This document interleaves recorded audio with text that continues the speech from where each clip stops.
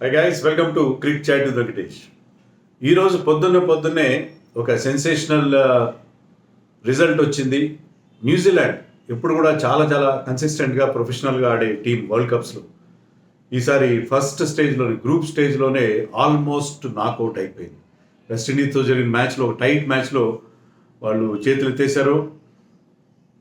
యాక్చువల్గా వాళ్ళకి mathematical chance అయితే ఉంది, కానీ చాలా remote possibility. New Zealand qualifying it's very difficult. So ఈ మ్యాచ్ చాలా ఎగ్జైటింగ్గా జరిగింది. రోదర్ఫర్డ్ నుంచి ఒక అద్భుతమైన ఇన్నింగ్స్ చూసాం. అలాగే వెస్టిండీస్ బౌల్డ్ వెల్. ఫీల్డింగ్లో కొన్ని ల్యాప్సెస్ ఉన్నా సరే, బ్యాటింగ్లో ల్యాప్సెస్ కనిపించిన అయినా కూడా they manage to defend that small score of 149. So West Indies has done very well. ఆ మ్యాచ్ గురించి వీడియో చేద్దాం ఉన్నాం, కానీ ఇప్పుడు ఏంటంటే నాకు న్యూజిలాండ్ ఓటమి తర్వాత సూపర్ 8 సినీరియో, అంటే నెక్స్ట్ స్టేజ్ సినీరియో చాలా క్లారిటీ వచ్చింది. ముఖ్యంగా మన దృష్టి అంతా దేని మీద ఉంటుంది? ఇండియాకి ఎవరు ఉంటారు అపోనెంట్స్, ఇండియా గ్రూప్లో ఎవరు ఉంటారు. ఎందుకంటే సూపర్ 8లో 4 టీంలు గ్రూప్లో ఉంటాయి. ఆ 4 టీమ్స్, మిగతా 4 టీమ్స్లో మన ఇండియా ఉందనుకోండి, India will play matches against the remaining 3 group members. ఆ గ్రూప్లో ఉండే మిగతా 3తో మ్యాచ్లు ఆడతారు. ఆ ఫలితాల ఆధారంగా వాళ్ళ దాంట్లో వచ్చే పాయింట్స్ ఆధారంగా సెమీస్కి వెళ్తారు. అలాగే గ్రూప్ టూలో కూడా 4 టీమ్స్ ఉంటాయి. ఇండియా గ్రూప్ 1లో ఉంది. సో మనకి క్లారిటీ వచ్చింది. ఈ క్లారిటీ వచ్చే ముందు మీకు ఇంకొక మాట కూడా చెప్పాలి. ఒక విచిత్రమైన ఏర్పాటు జరిగింది ఈసారి వరల్డ్ కప్లో. గతంలో ఎప్పుడు లేని పరిస్థితి. మామూలుగా ఏంటంటే ఇక్కడ ఏబిసిడి 4 గ్రూప్స్ ఉన్నాయి కదా మన ఫస్ట్ స్టేజ్లో. దాంట్లో A1 విల్ ప్లే అగేన్స్ట్ B2నో లేకపోతే C2నో అలా ఉంటుంది లెక్క. కానీ ఈసారి వీళ్ళు ఏం చేశారంటే, ఆస్ట్రేలియా, ఇండియా 2 కూడా టాప్ ఆఫ్ ది గ్రూప్లో ఉన్నాయి. ఏ గ్రూప్లో ఇండియా టాప్లో ఉంది, బి గ్రూప్లో ఆస్ట్రేలియా టాప్లో ఉంది. సో వీళ్ళు A1 అవుతారు, వాళ్ళు B1 అవుతారు జనరల్గా చూస్తే. అప్పుడు ఈ 2 టీమ్స్ ఆడే అవకాశం ఉండదు, ఎందుకంటే A1 will usually play against B2. అలా కాకుండా ఏంటంటే ఇండియా ఆస్ట్రేలియా ఒక మార్కీ క్లాష్, అది లేకపోతే ఎలా? అందుకని ఏంటంటే సీడింగ్ ఇచ్చారు, ఇండియాకి A1గా ఇచ్చారు. ఇండియా తమ ఏ గ్రూప్లో సెకండ్ ప్లేస్ వచ్చినా సరే, క్వాలిఫై అయితే వాళ్ళు A1 ఉంటారు. అలాగే ఆస్ట్రేలియా వాళ్ళు ఫస్ట్ వచ్చారు, పాపం వాళ్ళు ఫస్ట్ వచ్చినా సరే వాళ్ళకి సీడింగ్ ఏమో B2 అనే ఇచ్చారు. దానివల్ల ఏం చేశారంటే సూపర్ 8లో ఇండియా ఆస్ట్రేలియా మ్యాచ్ జరిగేలా ఒక ఏర్పాటు చేశారు. ఎలాగైతే గ్రూప్ స్టేజ్లో ఇండియా పాకిస్తాన్ ఒకే గ్రూప్లో పెట్టి ఇండియా పాకిస్తాన్ మ్యాచ్ జరిపి బోల్డ్ అని డబ్బులు పోగేసుకున్నారు, అలాగే ఇక్కడ కూడా ఇండియా ఆస్ట్రేలియా మ్యాచ్ సూపర్ 8లో పెట్టి అటు బ్రాడ్కాస్టర్ కానీ, లోకల్ నిర్వాహకులు కానీ, ఐసీసీ కానీ బోల్డ్ అన్ని కాసులు కురిపించుకునే ప్రయత్నం చేస్తున్నారు వాళ్ళు. సో ఇదంతా మార్కెటింగ్ స్ట్రాటజీతో అలా చేశారు, ఆ గ్రూపులు చేశారు. దానివల్ల మనకి చాలా కన్ఫ్యూజింగ్ సినారియో ఉంది. చాలామంది అడుగుతున్నారు ఏంటి ఇలా ఉన్నాయని చెప్పి. సో దాని ప్రకారం ఏంటంటే ఒరిజినల్గా మన గ్రూప్లో A1 India, B2 Australia, C1 New Zealand, D2 Sri Lanka ఉండాలి. అది ఎప్పుడు న్యూజిలాండ్ శ్రీలంక క్వాలిఫై అయితే. కానీ న్యూజిలాండ్ శ్రీలంక ఇద్దరి ప్లేస్లు డౌట్లోనే ఉన్నాయి. ఇద్దరు ఆల్మోస్ట్ నాకౌట్ కింద లెక్క, ఆల్మోస్ట్ అంటున్నాయి, ఎందుకంటే మ్యాథమెటికల్ ఛాన్స్ ఉంది. శ్రీలంక అయితే మరీ తక్కువ ఛాన్స్ ఉంది, చాలా దారుణమైన పొజిషన్లో ఉన్నారు. సో ఆ 2 టీమ్స్ రావు. సో A1 B2 అంటే మన గ్రూప్లో ఇండియా ఆస్ట్రేలియా ఉండడం పక్కా, దట్ ఈస్ గివెన్, అదైతే పక్కా. కానీ C1 D2లో మాత్రం న్యూజిలాండ్ శ్రీలంక ఉండవు. సో మనం ఎవరితో ఆడతాం? మోస్ట్ లైక్లీ మనం C1గా బంగ్లాదేశ్తో ఆడే ఛాన్స్ ఉంది, D2 ఆఫ్ఘనిస్తాన్ అవుతుంది. ఎందుకంటే దీని లెక్క ప్రకారం ఏంటంటే ఒకవేళ ఒరిజినల్ సీడింగ్ టీం రాకపోతే వాళ్ళ ప్లేస్లో ఎవరైతే క్వాలిఫై అవుతారో వాళ్ళు వస్తారు. సో మనకి D గ్రూప్లో ఆఫ్ఘనిస్తాన్ క్వాలిఫై అవకాశాలు ఉన్నాయి కాబట్టి Afghanistan will become D2. C గ్రూప్లో ఒకవేళ బంగ్లాదేశ్ క్వాలిఫై అయితే బంగ్లాదేశ్ విల్ బికమ్ C1. అయితే బంగ్లాదేశే క్వాలిఫై అవ్వాలని ఏం లేదు, వాళ్ళకి నెదర్లాండ్స్కి మధ్య ఒక క్లాష్ ఉంది. 2 టీమ్స్లో ఎవరైనా రావచ్చు.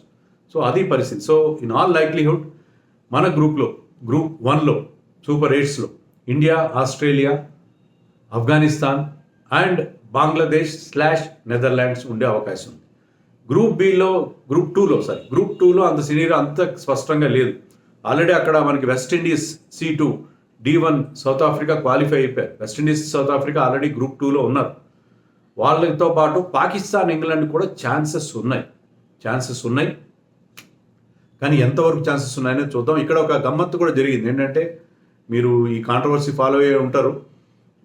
పోస్ట్ మ్యాచ్లో హ్యాజల్వుడ్ మాట్లాడుతూ, ఆస్ట్రేలియా ఫాస్ట్ బౌలర్, మేము క్వాలిఫై అయిపోయాం, బాగానే ఉంది, మరి ఇంగ్లాండ్కి లాస్ట్ మ్యాచ్ ఉంది, ఒకవేళ మేము తలుచుకుంటే వాళ్ళని టోర్నమెంట్లో అవుట్ చేసే అవకాశం ఉంటుంది, చేయగలుగుతాం కూడా. అంటే వాళ్ళకి last match Australia is having against Scotland. So స్కాట్లాండ్ని గెలవనిచ్చో లేకపోతే గెలవనివ్వాల్సిన అవసరం లేదు. నెట్ రన్ రేట్ని ఇంప్రూవ్ చేసుకునేలాగా తక్కువ మార్జిన్తో స్కాట్లాండ్ మీద ఆస్ట్రేలియా గెలిచినా సరే ఇంగ్లాండ్ సిచ్యుయేషన్ చాలా డౌట్లో పడే ప్రమాదం. అలా చేస్తే బాగానే ఉంటుందని చెప్పి చాలా క్యాజువల్గా రిమార్క్ చేశాడు. అలా అనకూడదు. యాక్చువల్గా ఒక టీంని బయటికి పంపించాలని చెప్పి మనం ప్రయత్నం చేయకూడదు. చేస్తే అది చాలా సీరియస్ అఫెన్స్, ఫిక్సింగ్ కింద అవుతుంది. అలాంటి కామెంట్ అతను చేశాడు. చాలా ఆఫ్ ద కప్ రిమార్క్ అంటారు. అట్లా ఏదో ఎవరో అడిగారు, ఆ ట్రాప్లో పడిపోయాడు. అతను పడిపోయి అది ఇంగ్లాండ్ని టోర్నమెంట్ నుంచి బయటపడేస్తే బాగానే ఉంటుంది. అంటే ట్రెడిషనల్గా ఇంగ్లాండ్ ఆస్ట్రేలియా మధ్య ఒక రైవల్రీ ఉంటుంది. సో ఆ కాంటెక్స్లో ఒక జోష్లో అన్నాడు. ఆ జోష్ హ్యాజల్వుడ్, ఆ జోష్ అనేది కొంచెం ఎక్కువైనట్టుంది. ఆ డోస్ పెరిగింది. దానివల్ల ఏంటంటే ఐసీసీ ఇమీడియట్గా రియాక్ట్ అయ్యి మిచెల్ మార్ష్కి వార్నింగ్ ఇచ్చి సస్పెండ్ చేస్తాం, నువ్వు కనుక ఈ మ్యాచ్ అలా చేస్తే మేము సీరియస్ యాక్షన్ తీసుకుంటాం, నువ్వు కనుక మ్యాచ్ని త్రో చేసే ప్రయత్నం చేస్తే, మ్యాచ్ని ఓడిపోయే ప్రయత్నం కానీ లేకపోతే ఇంగ్లాండ్ని బయట పెట్టే ప్రయత్నం కనుక ఈయన డెలిబరేట్ అటెంప్ట్ ఎలా డిటర్మిన్ చేస్తారనేది అది మ్యాచ్ రిఫరీకి అంపైర్స్కే తెలియాలి. బట్ ఒక వార్నింగ్ అయితే ఇచ్చారు. కేవలం వార్నింగ్ అది, అలా చేయరు సాధారణంగా. సో అలా చేయకుండా ఉండడానికి కూడా చాలా కాన్షియస్గా ప్రయత్నం చేస్తారు. సో అది పరిస్థితి. ఆ కాంట్రవర్సీ, అన్నెసరీ కాంట్రవర్సీ వచ్చింది. But England can still qualify అని అనుకుంటున్నాను నేను. పాకిస్తాన్ కూడా అవకాశం ఉంది. సో మన గ్రూప్ వైజ్ చూద్దాం. ఇండియా అపోనెంట్స్ క్లియర్ అయినప్పటికీ గ్రూప్లో ప్రతి గ్రూప్ వైజ్ ఎవరెవరికి అవకాశాలు ఉన్నాయి క్వాలిఫై కావడానికి అనేది చూద్దాం. మన గ్రూప్ ఏలో ఇండియా ఆల్రెడీ క్వాలిఫైడ్, 3 విజయాలతో మనం ఆల్రెడీ ఒడ్డున పడిపోయాం, మనం క్వాలిఫై అయిపోయాం. సెకండ్ ప్లేస్ కోసం అమెరికా అండ్ పాకిస్తాన్ మధ్య క్లాష్ ఉంది. అమెరికా ఆల్రెడీ 2 మ్యాచ్లు గెలిచారు. వాళ్ళు చేయాల్సిందల్లా ఏంటంటే, వాళ్ళు చేయాల్సింది ఒకటి simple thing. What they have to do is just win against ఐర్లాండ్తో గెలిస్తే వాళ్ళు గ్రూప్ సూపర్ 8కి వెళ్ళిపోతారు. సో వాళ్ళకి సింపుల్ థింగ్, వాళ్ళకి కావాల్సింది పెద్ద మ్యాథమెటిక్స్, ఎన్ఆర్ఆర్. యాక్చువల్గా ఈ గ్రూప్లో ఇంకా నెట్ రన్ రేట్తో పనే లేదు. మన దగ్గర కూడా కామెంట్స్ పెడుతున్నారు, ఇండియా కావాలని స్లోగా ఆడి నెట్ రన్ రేట్ ఇంప్రూవ్ చేసే కోసం అమెరికాకి మన వాళ్ళు టార్గెట్ని స్లోగా ఆడి అమెరికాని ఇంప్రూవ్ చేసి పాకిస్తాన్ బయటపడే ప్రయత్నం చేస్తున్నారు, మీకు అంత మాత్రం తెలీదా అని కూడా ఎవరు కామెంట్ పెట్టారు. యాక్చువల్లీ ఇక్కడ నెట్ రన్ రేట్ ఇబ్బందే లేదు. ఎందుకంటే మనం కేవలం 10 బాల్స్ తేడాతో అమెరికా మీద గెలిచినా సరే ఇప్పటికీ Pakistan net run rate is better than America. USA team కంటే పాకిస్తాన్ నెట్ రేట్ బెటర్గా ఉంది. పాకిస్తాన్ గెలవాలంటే వాళ్ళకి 2 సినేరియోలు ఉన్నాయి, 2 జరగాలి. ఒకటి ఏంటంటే వాళ్ళు లాస్ట్ మ్యాచ్ ఐర్లాండ్ మీద ఉంది, ఆ మ్యాచ్ గెలవాలి. గెలవడంతో పాటు they should pray that USA loses against Ireland అమెరికాని ఓడించాలని కోరుకు. అమెరికా కనుక టీం గెలిస్తే వాళ్ళకి 3 విజయాలతో వాళ్ళు హ్యాపీగా, ఇక్కడ ఆల్రెడీ 2 విన్స్ ఉన్నాయి వాళ్ళు. సో వాళ్ళు సూపర్ 8కి వెళ్ళిపోతారు. పాకిస్తాన్కి 2 సినేరియస్, ఒకటి వాళ్ళు ఐర్లాండ్ మీద గెలవాలి, రెండోది ఐర్లాండ్ చేతిలో అమెరికా ఓడిపోవాలి. నెట్ రన్ రేట్ ఇష్యూ రాదు. Pakistan match against Ireland tie అయినా సరే, టై అయితే నెట్ రన్ రేట్ 0 అవుతుంది. అయినా సరే because the net run rate is already good and Ireland will beat USA అనుకున్న సినేరియోలో పాకిస్తానే వెళ్తారు. సూపర్ ఓవర్లో గెలిచినా సరే పాకిస్తానే వెళ్తారు. So what they have to do is just win against Ireland. And మరి ముందు మ్యాచ్ ఎవరిదో నాకు కరెక్ట్గా తెలీదు. ఐర్లాండ్ కనుక ముందు మ్యాచ్ ఉంటే దాన్ని బట్టి మనకి రిజల్ట్ తెలిసిపోతుంది. సో అది గ్రూప్ ఏలో అమెరికాకి ఛాన్స్ ఉంది, పాకిస్తాన్ కూడా ఛాన్స్ ఉంది if USA loses to Ireland. Group below England Scotland మధ్య పోటీ ఉంది. ఈ గ్రూప్లో ఆల్రెడీ ఆస్ట్రేలియా సూపర్ 8కి వెళ్ళిపోయింది. ఆస్ట్రేలియా 3 విన్స్తో సూపర్ 8కి వెళ్ళిపోయింది. Australia sitting pretty. ఇంగ్లాండ్ చేయాల్సింది ఏంటి? ఇంగ్లాండ్కి వచ్చిన బాధ ఏంటంటే వాళ్ళు ఒక మ్యాచ్ వాళ్ళతో స్కాట్లాండ్తో జరిగిన మ్యాచ్ వర్షార్పణ అయిపోయింది, 1 పాయింటే వచ్చింది. ఆస్ట్రేలియాతో ఓడిపోయారు. వాళ్ళకి 2 మ్యాచ్లు మిగిలి ఉన్నాయి. ఒమాన్తో 1 మ్యాచ్, నమీబియా, 2 చిన్న టీమ్సే. కానీ ఆ 2 టీమ్స్ మీద కూడా వాళ్ళు పెద్ద మార్జిన్తో గెలవాల్సిన ఒక పరిస్థితి ఉంది. వాళ్ళు చాలా పెద్ద మార్జిన్తో గెలవాలి. ఎందుకంటే వాళ్ళ అపోనెంట్ స్కాట్లాండ్కి ఆల్రెడీ 2 విన్స్ ఉన్నాయి. వాళ్ళ లాస్ట్ మ్యాచ్ అగేన్స్ట్ ఆస్ట్రేలియా ఉంది. అండ్ వాళ్ళ నెట్ రన్ రేట్ చాలా బాగుంది. ఒమాన్ మీద మంచి విక్టరీ సాధించారు వాళ్ళు. So 2.164 Scotland net run rate ఉంది. 1 మ్యాచ్ అగేన్స్ట్ ఆస్ట్రేలియా మిగిలి ఉంది. And England net run rate -1.8 ఉంది. సో ఇద్దరి మధ్య నెట్ రన్ రేట్లో చాలా తేడా ఉంది. అదే నేను చెప్పినట్టుగా ఆస్ట్రేలియా కనుక స్కాట్లాండ్ మీద గెలిచినా చాలా తక్కువ మార్జిన్తో గెలిస్తే ఇంగ్లాండ్కి ఎంకి పెళ్లి సుబ్బి చావుకు వచ్చినట్టుగా వీళ్ళకి ఇబ్బంది ఎదురవుతుంది. సో ఇంగ్లాండ్ నమీబియా పైన, ఒమాన్ పైన చాలా పెద్ద మార్జిన్తో గెలవాల్సిన అవసరం ఉంది. ఎంత అనేది ఇప్పుడు చెప్పలేము, ఎందుకంటే స్కాట్లాండ్ ఆస్ట్రేలియా మ్యాచ్ ఫలితాన్ని బట్టి మనకు అది తెలుస్తుంది. దాన్ని బట్టి స్కాట్లాండ్ నెట్ రన్ రేట్ ఎంతో తెలిస్తే తప్ప మనం దాన్ని చెప్పలేం. బట్ హ్యూజ్ మార్జిన్తో గెలవాలి రెండింటి మీద. అంత ఈజీ కాదు. ఒక అప్హిల్ టాస్క్ ఇంగ్లాండ్ ముందు ఉంది. లేకపోతే కొంచెం అటు ఇటు అయినా Scotland and Australia will qualify from group B. Group సిలో వెస్టిండీస్ ఆల్రెడీ క్వాలిఫై అయిపోయింది. ఆడిన 3 మ్యాచ్లు గెలిచారు. They are very very impressive అంటే నాట్ అన్ని అంశాల్లో కాదు, but they are doing well. ఓవరాల్గా బాగా ఆడుతున్నారు. ఈ గ్రూప్లో న్యూజిలాండ్ ఆల్మోస్ట్ అవుట్ అయినట్టే లెక్క. Afghanistan is doing extremely well. ఆడిన 2 మ్యాచ్లు బ్రహ్మాండంగా గెలిచారు. వాళ్ళ నెట్ రన్ రేట్ 5.2 ఉంది. బహుశా నా అనుకోవడం ఈ వరల్డ్ కప్లో ఆడుతున్న మొత్తం 20 టీంల్లో వీళ్ళకు ఉన్నంత మంచి నెట్ రన్ రేట్ ఎవరికి లేదు. 5.2 నెట్ రన్ రేట్ ఉంది. So they are doing very well. దాంట్లో అన్ని చిన్న టీమ్స్ అనుకోకండి, న్యూజిలాండ్ మీద కూడా భారీ మార్జిన్తో గెలిచారు. అదే న్యూజిలాండ్ కొంప వచ్చింది. వాళ్ళకి ఇంకా పాపువా న్యూ గిని, వెస్టిండీస్తో 2 మ్యాచ్లు మిగిలి. So what they have to do to qualify is just win against PNG. వెస్టిండీస్తో ఓడిపోయినా పర్లేదు, మ్యాచ్ రద్దయినా పర్లేదు, ఈవెన్ పిఎన్జీతో మ్యాచ్ రద్దయినా పర్లేదు.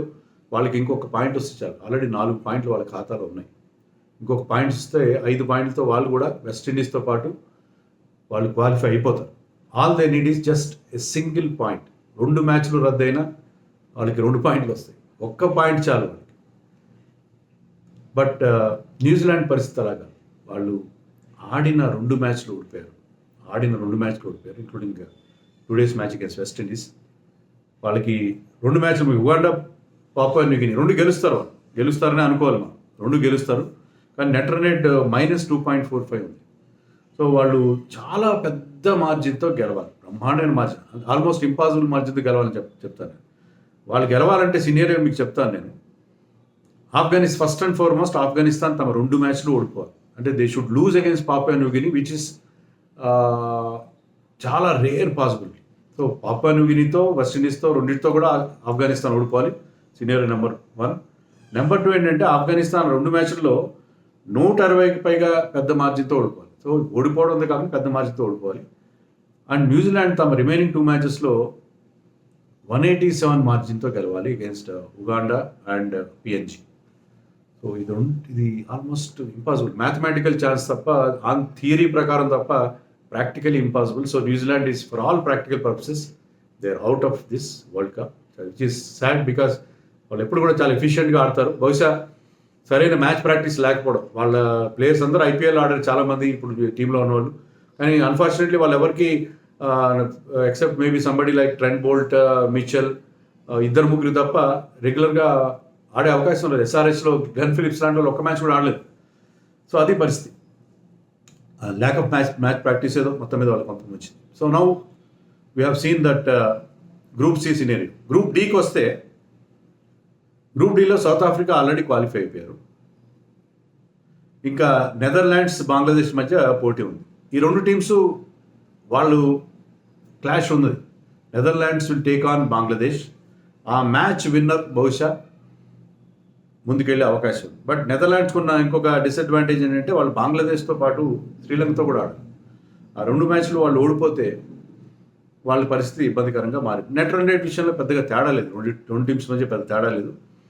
వాళ్ళు ఏంటంటే వాళ్ళ క్లాష్ ఆల్మోస్ట్ ఒక క్వార్టర్ ఫైనల్ లాగా అయిపోతుంది.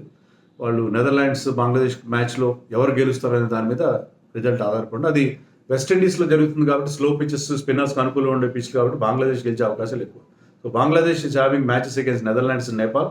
Netherlands is having matches against Bangladesh and Sri Lanka. So అది పరిస్థితి. శ్రీలంకకి ఛాన్స్ ఆల్మోస్ట్ నిల్. 2 మ్యాచ్లు ఓడిపోయారు, 1 మ్యాచ్ రద్దు అయిపోయింది. వాళ్ళు ఎప్పుడు గెలవాలంటే, వాళ్ళు వెళ్ళాలంటే బంగ్లాదేశ్ నెదర్లాండ్స్ మ్యాచ్ రద్దు అయిపోవాలి. తర్వాత మిగతా 2 మ్యాచ్ల్లో బంగ్లాదేశ్ కానీ నెదర్లాండ్ కానీ హ్యూజ్ మార్జిన్తో ఓడిపోవాలి. ఇది కూడా చాలా రిమోటెస్ట్ పాసిబిలిటీ ఒక miracle. So Sri Lanka is out. Sri Lanka, New Zealand are knocked out అనే చెప్పాలి. మనకి ఇంకా బంగ్లాదేశ్, నెదర్లాండ్స్ మధ్య ఒక క్లాష్ ఉన్నది. ఆ రెండు టీమ్స్ ముఖాముఖి తలపడినప్పుడు ఎవరు గెలిస్తే బహుశా వాళ్ళకి అడ్వాంటేజ్ ఉండే అవకాశం ఉంది.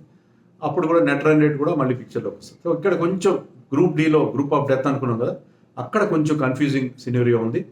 But Bangladesh I think is having edge అని అనుకుంటున్నాను. నెదర్లాండ్స్ కంటే ఎడ్జ్ ఉందని అనుకుంటున్నాను. నెదర్లాండ్స్ మొన్న వన్డే వరల్డ్ కప్లో ఆడినంత బాగా ఇక్కడ ఆడట్లేదు కాబట్టి ఐ థింక్ బంగ్లాదేశ్ రావచ్చు. సో ఈ రకంగా చూస్తే మనకి గ్రూప్ 1లో సూపర్ ఎయిట్స్లో విల్ బి హ్యావింగ్ ఇండియాతో పాటు Australia, New Zealand, not New Zealand, Bangladesh and Afghanistan. So Bangladesh, Afghanistan, ఆస్ట్రేలియాతో మనం మ్యాచ్లు ఆడాల్సి ఉంటుంది. గ్రూప్ 2 కాస్త టఫ్గా కనిపిస్తుంది. Pakistan and England qualify. So Pakistan, England, West Indies, South ఆఫ్రికాతో ఉండే గ్రూప్ 2 చాలా టఫ్గా కనిపిస్తుంది. మనం we are in relatively easier group అని అనుకుంటున్నాను. మరి మీరేమనుకుంటున్నారో? నేను చెప్పిన దాంట్లో ఏమైనా సినియర్ తప్పుగా ఉండొచ్చు. ఎందుకంటే చెప్పాను కదా, ఐఎమ్ వీక్ ఇన్ మ్యాథమెటిక్స్. ఏదో నా తోచిన క్యాలిక్యులేషన్స్తో చెప్పాను. I could be wrong in certain scenarios. Please try to correct me.